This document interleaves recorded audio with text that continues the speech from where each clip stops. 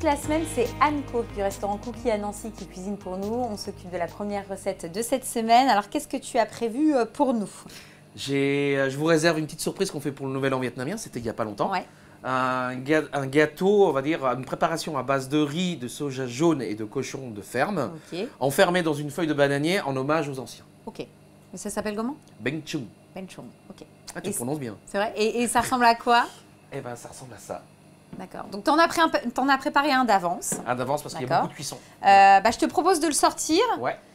Et nous, on va le retravailler et le dresser. C'est ça le principe. Tout à fait. D'accord. Alors, en plus, c'est très collant. Ok. Alors, voilà, on va aller par étapes. Ouais, c'est ça. Montre-moi, comme ça, je peux voir à quoi ça ressemble. Donc là, tu l'as ficelé. Comme un rôti. T'as mis longtemps? C'est long à faire? Ah oui, c'est... Honnêtement, il faut être patient ou passionné. D'accord. Voilà. Mais t'en fais souvent? Une fois par an seulement. Ah, parce que c'est galère. Vraiment, parce que je pense à mes clients, je me dis, voilà, c'est toujours garder les traditions vietnamiennes. C'est trop galère, alors tu en fais qu'une fois par an? Une fois par an seulement. Parce que qu'est-ce qui est technique finalement? C'est le pliage. D'accord. Et la cuisson à maîtriser, parce que vu que c'est un riz gluant, oui. ça demande beaucoup de technique et de patience. Hein. D'accord.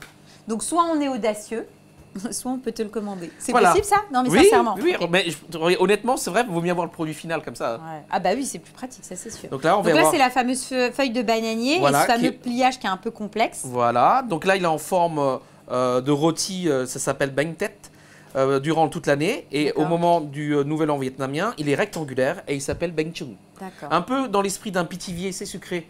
Après, c'est une galette des rois. D'accord. Hein, c'est à peu près le même principe. Donc là, il fume encore un peu. Hein. Ah oui. Et tu vois, ça a pris toutes les couleurs de la feuille de bananier. D'accord. Voilà. Et donc ça, tu mangeais ça quand tu étais pour le Nouvel An vietnamien. Ah ouais. Voilà. Et t'adorais ça? J'adorais ça. J'ai mis un peu de temps à l'apprécier.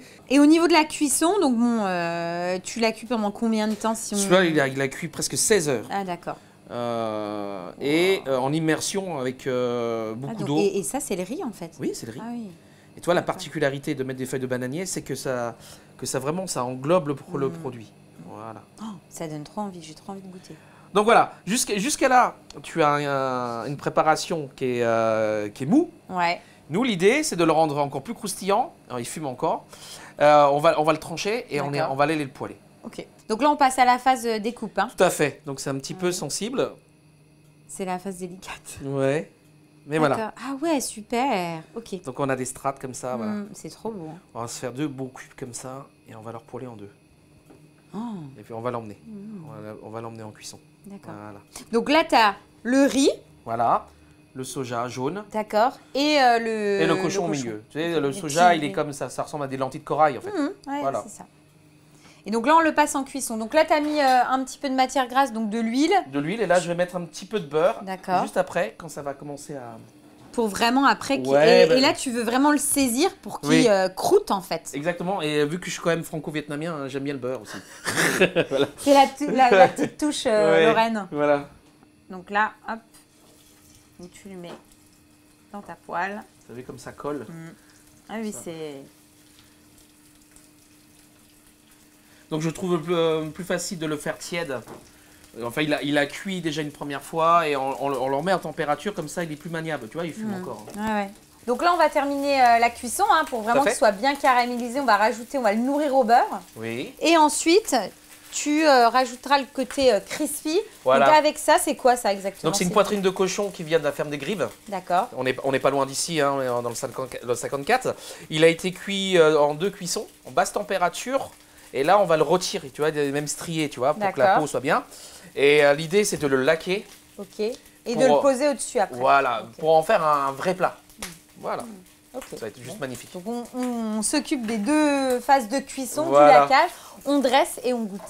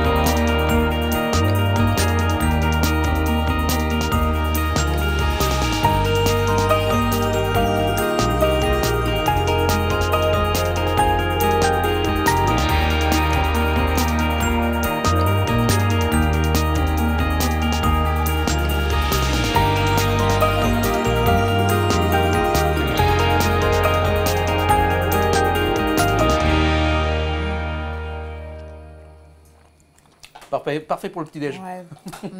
C'est vraiment top. C'est top parce que tu as le côté croustillant du cochon que tu retrouves. Et ça, c'est très bon.